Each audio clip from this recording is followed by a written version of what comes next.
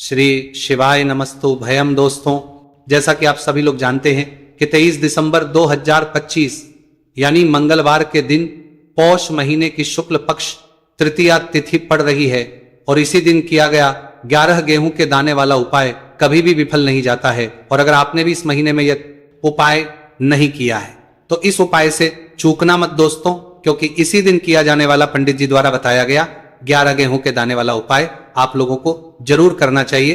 क्योंकि दोस्तों ये एक ऐसा उपाय है जो कि इस उपाय को करने के बाद दोस्तों आपको फिर कोई और उपाय को करने की जरूरत नहीं है, क्योंकि सबसे बड़ा और सबसे नया ये उपाय पंडित जी ने अपनी अभी की शिव पुराण की कथा में ही बताया है। मैं जिस उपाय को आज हम आपको बहुत अच्छे से समझाने वाले हैं, इस वीडियो को देखने के बाद, इस उपाय को समझने के बाद आपको कोई और वीडियो को देखने की जरूरत नहीं पड़ेगी।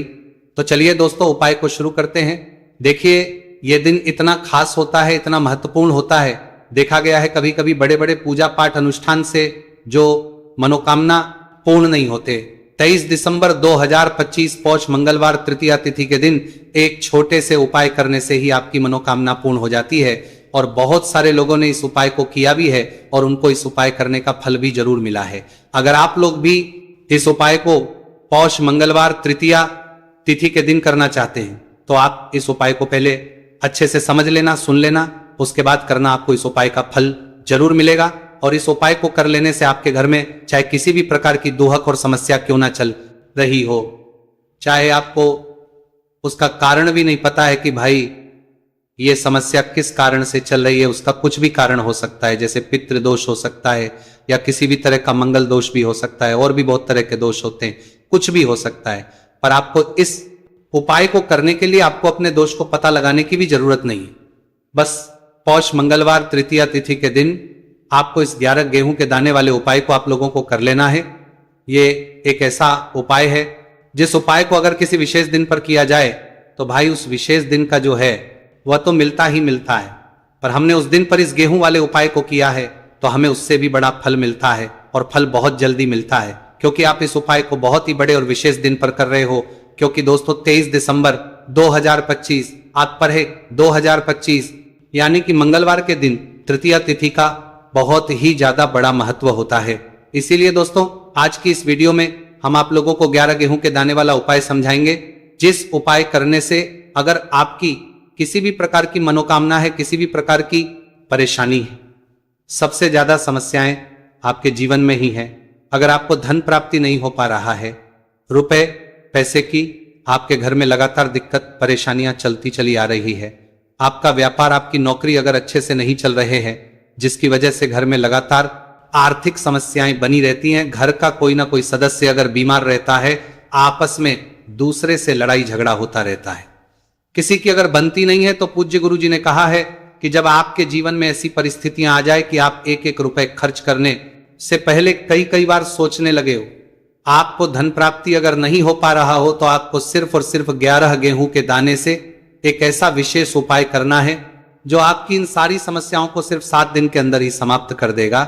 तो जानते हैं इन विशेष उपायों के बारे में, लेकिन उससे पहले जो भी मेरे भाई मेरी प्यारी बहनें आज चैनल पर पहली बार आए हैं या मेरी आवाज आज पहली बार सुन रहे हैं, अगर आप भी महादेव के सच्चे भक्त हैं तो वीडियो को लाइक और चैनल को सब्सक्राइब जरूर कर ले और कमेंट बॉक्स में लिखे हर हर महादेव। देखो गुरुजी ने कहा है कि अगर मंगलवार के दिन तृतीया तिथि पड़ जाए तो इस दिन आपको 11 गेहूं के दाने वाला उपाय तो अवश्य ही करना चाहिए। देखो ये उपाय यदि आपके जीवन में कर्जा बहुत अधिक है, आपके जीवन में संकट बहुत अधिक रहते हैं, आपके ऊपर बहुत अधिक विपदा आ रही है, बार बार आपको अपने व्यापार में और अपने धन में हानि देखने को मिल रही है, यानी कि आपको प्रत्येक कार्य में हानि हो रही है, तो आपको यह उपाय करना चाहिए। देखिए इस उपाय के लिए आपको 11 गेहूं के दाने आपको लेने हैं, ठीक है। दाने लेने के बाद में आपको जरूरत होगी चावल के दानों की। 11 चावल के दाने और 11 गेहूं के दाने, और चावल के दाने खंडित नहीं होने चाहिए। अब आप कहोगे पंडित जी गेहूं कहां से लेने हैं? देखो आपको किसी भी किराना स्टोर पे गेहूं के दाने मिल जाएंगे, जाके ले लेना, ठीक है ना। 11 गेहूं 11 चावल के दाने लेने हैं, साथ ही साथ आपको एक तांबे का लोटा लेना है और उस तांबे के लोटे में आपको जल भरना है। जल आपका खुद के घर का होना चाहिए, मंदिर का नहीं होगा। अब आप ये सब सामग्री लेकर पहुंच जाओगे महादेव के शिवलिंग के पास में शाम के टाइम पे प्रदोष काल में। देखो जब आप ये उपाय कर रहे हो तो अपना फेस रखना उत्तर दिशा नॉर्थ डायरेक्शन की तरफ। अब यहाँ पे जो मैं आपको क्रम बताने जा रहा हूं ना, उस मेरे क्रम को बहुत ध्यान से सुनिए। महादेव को अगर कोई सबसे प्रिय है ना, तो उनकी सबसे छोटी पुत्री जिनका नाम है माता अशोक सुंदरी, जो आपके पास में के 11 दाने हैं ना, उन चावल के 11 दानों को माता अशोक सुंदरी के स्थान पर आपको अपना नाम और गोत्र बोलते हुए समर्पित कर देने, है ना। चावल के दानों को रखने के बाद में जो आपके पास में तांबे का लोटा है ना, उस तांबे के लोटे को कहीं पे भी हम जल नहीं चढ़ाएंगे। सिर्फ और सिर्फ माता पार्वती का जो हस्तकमल आपको दिख रहा है, यहीं पे गोल गोल आपको समर्पित करना है उसी जल को, और कहीं नहीं। न माता अशोक सुंदरी के स्थान पर, न तो शिवलिंग के ऊपर, सिर्फ आपको यहां पे गोल गोल जलाधारी पर आपको उस जल को समर्पित करना है। अब आपके पास में बचे हुए हैं 11 गेहूं के दाने और बचे हैं। उन्हीं 11 गेहूं के दाने को आपको अपनी मनोकामना, अपने विष कहते हुए महादेव के शिवलिंग के ऊपर अगर आप तृतीया तिथि के दिन प्रदोष काल में समर्पित कर देते हैं, तो आपकी जो भी मनोकामनाएं होंगी, जो विष होंगी, महादेव पूरी जरूर करते हैं। अन्न को समर्पण करने से, उस खासकर गेहूं को समर्पण करने से हमारी इच्छाएं पूरी होती हैं। और अगर वो दिन मंगलवार का दिन हो तब, तो इससे सुंदर संयोग कुछ भी नहीं हो सकता। आपकी इच्छाओं को पूरा करने के लिए बहुत स्पेशल, बहुत प्यारा सा उपाय आप सभी को जरूर करना है। ध्यान में रखिएगा, यह उपाय प्रदोष काल में करना है। देखो, गुरुजी ने कहा है भगवान शिव के शिवलिंग पर 33 देवी देवताओं का वास होता है। अगर हम शिवलिंग के सामने कुछ भी उपाय करते हैं तो हमारे सभी देवी देवता हमसे खुश हो जाते हैं। ये उपाय आपको अवश्य करना है। देखो, सुबह के टाइम नहीं कर सकते, ठीक है। अब बात करते हैं अगले उपाय की। देखिए, इस वीडियो में जितने भी उपाय हम आपको बताएंगे, सभी उपाय सरल है। देखो, गुरुजी ने कहा है कि मंगलवार के दिन आपको चौमुख दीपक वाला उपाय तो अवश्य ही करना चाहिए। वीडियो के अंतिम में आपको उपाय बताया है जो आपको करना है। देखो, आगे बढ़ने से पहले वीडियो को एक लाइक जरूर करें। देखो, सबसे पहला उपाय, यदि आपके जीवन में कर्जा बहुत अधिक है, आपके जीवन में संकट बहुत अधिक रहते हैं, आपके ऊपर बहुत अधिक विपदा आ रही है, बार बार आपको अपने व्यापार में और अपने धन में हानि देखने को मिल रही है, यानी कि आपको प्रत्येक कार्य में हानि हो रही है, तो आपको यह उपाय करना चाहिए। देखिए, इस उपाय के लिए आपको मात्र 1 लौंग का जोड़ा लेना है, यानी कि 2 वाली लौंग लेनी है। साथ में आपको मात्र थोड़ा सा शहद लेना होगा, और इसी के साथ में आपको तांबे के पात्र के अंदर शुद्ध जल लेना होगा। अब देखिए, इन सभी सामग्रियों को लेकर के आपको भगवान शिव के मंदिर में पहुंच जाना है। देखिए, ये उपाय आप सुबह से लेकर शाम तक कर सकते हैं। तो वो सबसे पहले तो आपके पास जो 2 वाली लौंग है, उन्हें आपको शहद के अंदर अच्छे से डुबोना है, यानी कि दोनों लौंग पर आपको अच्छे से शहद का लेपन कर है। अब आपको जो आपके पास एक लोटा जल है, सबसे पहले तो उसे शिवलिंग पर धीरे धीरे समर्पित करना है, और श्री शिवाय नमस्तु भयम इस मंत्र का जाप करते हुए समर्पित कर देना है। अब आपके पास जो 2 फूल वाली लौंग है, शहद से उसे आपको शिवलिंग पर अर्पित करना है, और आपको प्रार्थना करनी है कि जीवन में जो रोग की स्थिति है वे समाप्त हो, जीवन के जो संकट और समस्याएं हैं वह सभी समाप्त हो, जीवन से कर्ज की समस्या है वह समाप्त हो। इस प्रकार से प्रार्थना करते हुए ये जो 2 फूल वाली लौंगी शहद संयुक्त, इससे आपको शिवलिंग पर अर्पित कर देनी है। आपकी जो भी समस्या होगी इस मंगलवार के दिन अवश्य ही समाप्त हो जाएगी। तो इस प्रकार से आपको पहला उपाय करना है। अब हम बात कर लेते हैं दूसरे उपाय के बारे में। देखिए, ये उपाय आपके लिए सर्वश्रेष्ठ होने वाला है। देखिए, इस उपाय के लिए आपको मात्र 5 हरे मूंग के दाने आपको साबुत लेने हैं, खंडित नहीं होने चाहिए, इस बात का ध्यान।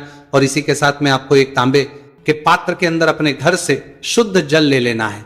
अब दोस्तों, इन सभी सामग्रियों को लेकर के आपको सीधे पहुंच जाना है भगवान शिव के मंदिर में। देखिए, इस उपाय को भी आप सुबह भी कर सकते हैं और शाम के समय में भी कर सकते हैं।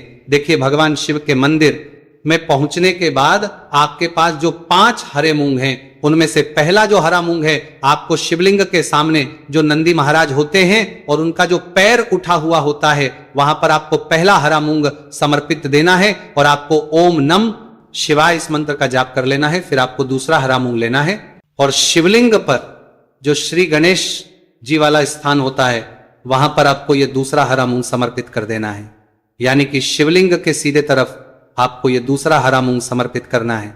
और फिर आपको ओम नमः शिवाय या फिर ओम श्री गणेशाय नमः इस मंत्र का जाप कर लेना है।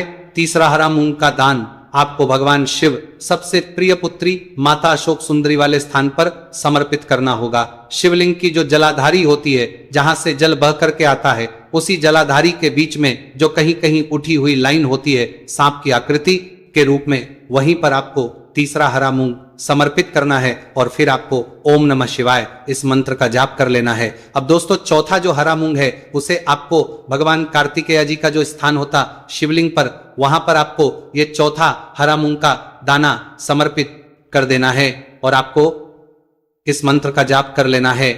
अब दोस्तों आपके पास जो पांचवा और अंतिम हरा मूंग बचा हुआ है उससे जल के पात्र के अंदर डाल देना है और इस हरे मूंग से युक्त जल से आपको भगवान शिव के शिवलिंग का अभिषेक कर देना है। जल आपको बिल्कुल धीरे धीरे समर्पित करते जाना है और लगातार आपको शिव के मूल मंत्र श्री शिवाय नमस्तु भयम इस मंत्र का जाप करते रहना है। फिर आपको शिवलिंग के सामने बैठकर, यदि आप अपने बच्चों के लिए ये उपाय कर रहे हैं, यदि आप अपने बच्चों की बुद्धि ज्ञान और विवेक के लिए उपाय कर रहे हैं तो उसके लिए आपको प्रार्थना कर लेनी है, या फिर व्यापार में वृद्धि करने के लिए ये उपाय कर रहे हैं तो उसकी कामना करते हुए आपको प्रार्थना कर लेनी है, या फिर अपनी नौकरी के लिए कर रहे हैं, या फिर अपने इंटरव्यू के लिए, या फिर धन की प्राप्ति के लिए कर रहे हैं, जिस भी कामना के लिए आप उपाय कर रहे हैं उसे परिपूर्ण करने के लिए महादेव से प्रार्थना कर लेनी है और फिर आपको वापस अपने घर आ जाना है।